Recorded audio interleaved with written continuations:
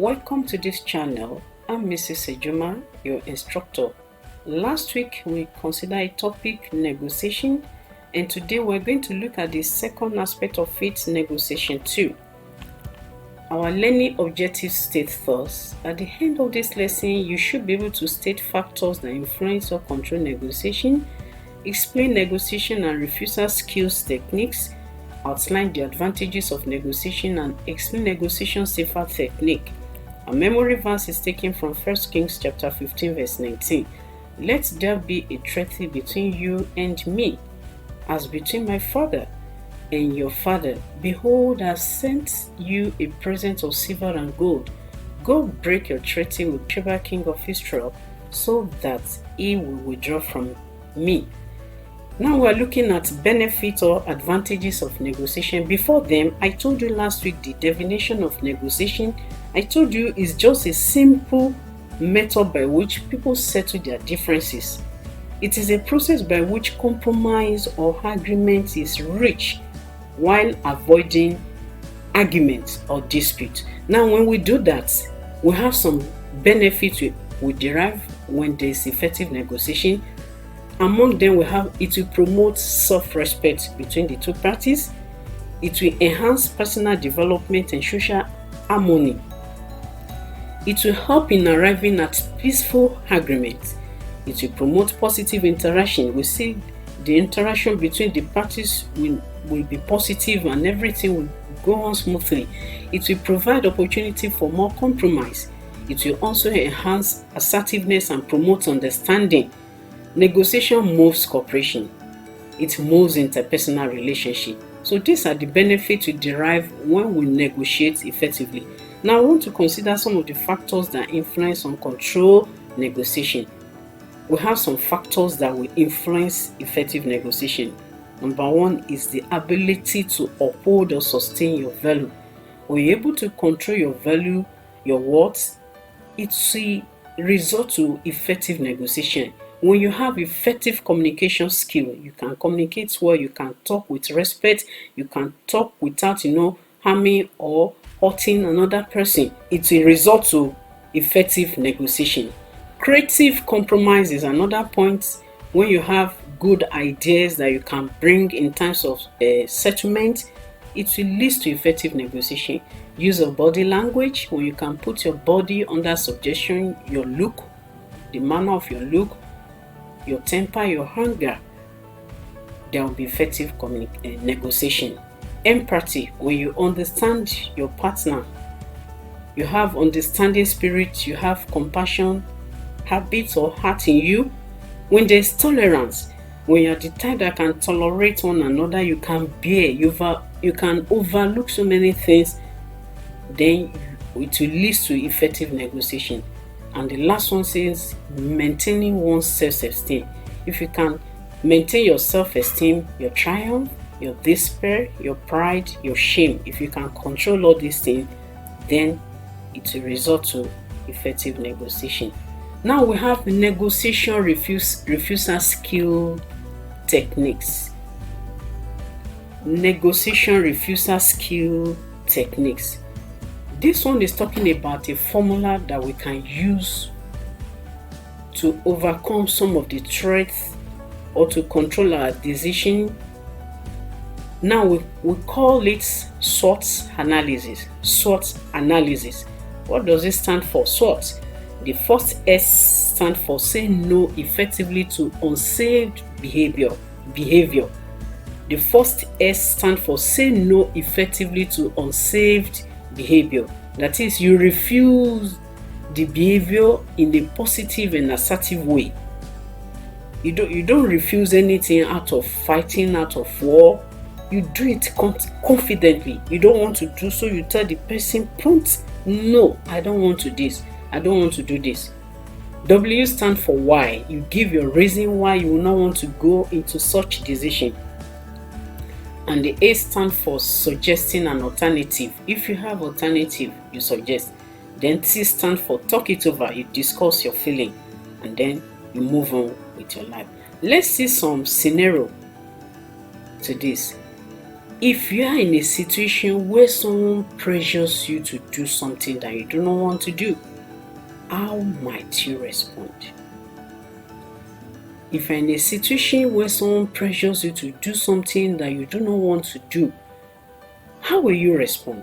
Before then, I will tell you that it is important that you have a plan for how you want to respond in any high pressure situations or in any risky scenario. So now look at the example above.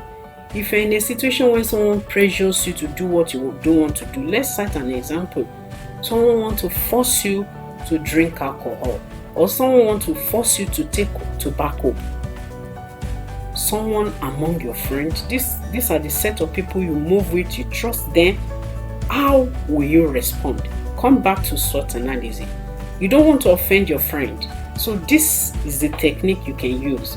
SWOT analysis. The first, you say no effectively because you don't want to do it.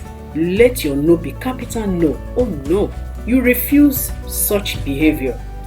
W, you give your reason, because whatever no you say, why? You give reason to accomplish so that your opponent can understand why you don't want to do. And what is the reason why you don't want to take tobacco? It's dangerous to health. Everybody knows tobacco drinking is dangerous to health.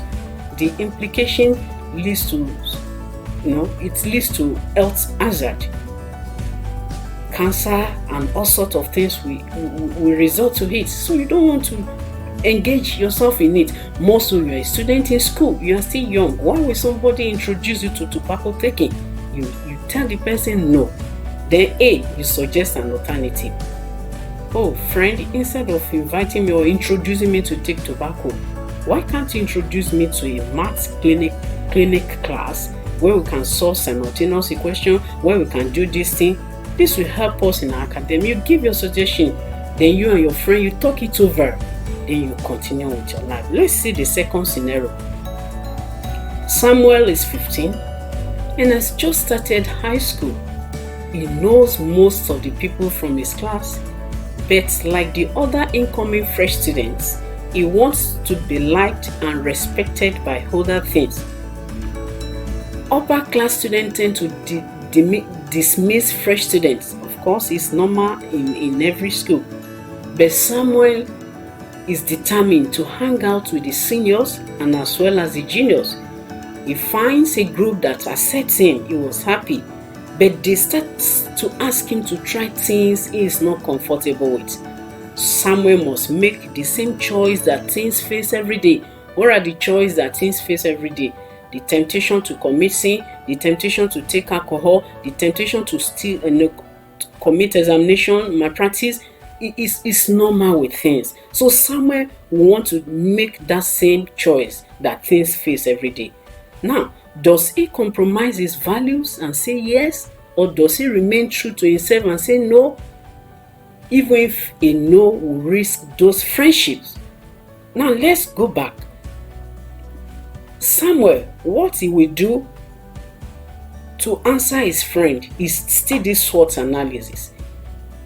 He should be able to stand his ground by telling them no, I will not want. They are giving him suggestion that he's not capable of, going through. So he should tell them why he will not. He should tell them no, and he should give reasons for not joining them, and he can suggest alternative as well. And he can always talk it over with them. So in any situation you find yourself, maybe your friends or group of friends you move with in the school, they are giving you suggestion, or they are writing love letter, come and be my boyfriend, come and be my girlfriend, you ignore them. You tell them no, and you give your reason. I can't be your girlfriend. I can't be your boyfriend. I have focus. I'm here to learn. My future is still there. I have this. My parents depend on me. You tell them.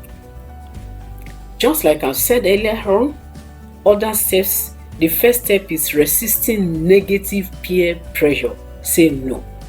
When you are facing difficult situation, the first step is to resist negative peer pressure by telling them no. You know the house you are coming from, you know the son and the daughter of whom you belong to, so tell them no. Step 2, suggest alternative. If you feel that you want to keep on with them, they are your friends, you give them alternative. If a peer asks you to take part in any activity that you are uncomfortable with, an invite to a birthday party, and who are the organizer, who organized the party, you don't know, try suggesting another activity. Step 3, stand your ground, no compromise. Stand your ground, no compromise. Okay, the next aspect is to look at some of the decision teens face every day, which can be life-threatening to them. Some of them include the young girl or the boy who is pressured to have intercourse for the first time. We may be shocked to hear this, but it's happening in some schools, even public schools. They will invite them, come and have it, come and have a taste. You tell them no, you cannot be part. Even in some private schools, these things, it's happening there. You tell them no, that you can never and you will never participate in such activity.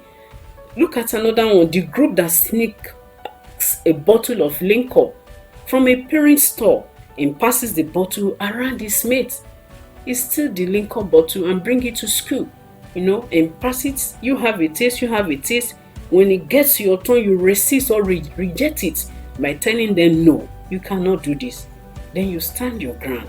What about students who are smoking marijuana and say just one token won't hurt you? Come and have a taste. You tell them no. What about the older guys letting you be part of the group going on a vandalizing show in the neighborhood? They are inviting you, come for a party, come for this party, come for that party.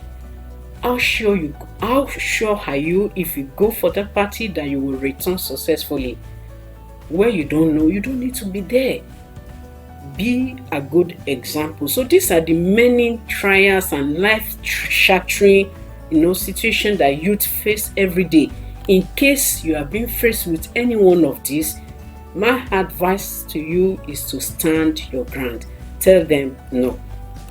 In conclusion, I told you negotiation is just a method by which people settle their differences, and it is a process by which compromise or agreement is reached while avoiding arguments and disputes. You tell them without fights. You tell them without disputes. You let them know your mind. In any disagreement, individuals understandably aim to achieve the best possible outcome for their position. However, the principles of fairness, seeking mutual benefits, and maintaining a relationship are the keys to a successful outcome. When we are negotiating, we should consider others. We should be fair. We should be considerate. We should seek mutual benefits of yourself and the other partner, so that at the end, the two of you will come out in a successful outcome.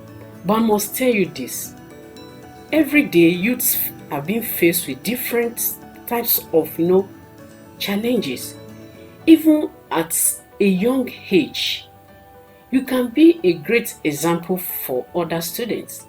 When you say no to alcohol, when you say no to tobacco, when you say no to other drugs, you can be a good example. Respect yourself and respect your family by not causing harm to your body. Your parents are relying on you to be responsible. Show them that they can trust you. Resist being with people that are making bad choices. Be active in things to meet new people and learn new skills. Don't be afraid to ask for help from someone you trust. Trust yourself and trust people you know that you can depend upon. In conclusion, John F. Kennedy says, we should never negotiate out of fear. Let us never fear to negotiate. It will definitely happen. Every day we negotiate, but we should not do it out of fear. Let's hear Nelson Mandela. Mandela says negotiation and discussion are the greatest weapon we have for promoting peace and development. It is the only weapon we have for promoting peace and development. So today we have seen some of the benefits of effective negotiation. We have seen some of the skills, and we have seen some scenario. And I believe you have learned something. I believe in case you are faced with trials outside the world, you will be able to stand your ground, and the Lord will stand by you. Thank you. I remain yours.